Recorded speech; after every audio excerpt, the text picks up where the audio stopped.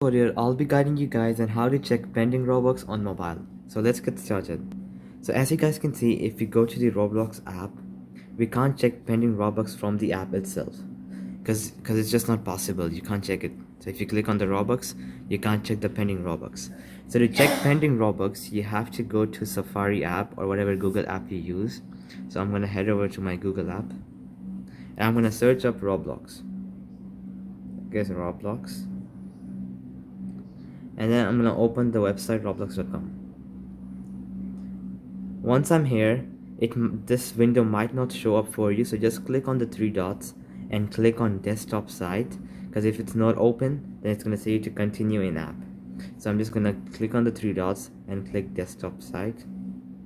Alright, so now you'll have to log in. So I'm gonna click login. I'm gonna log in with my username and password. So how to solve 01, and I'm gonna enter my password.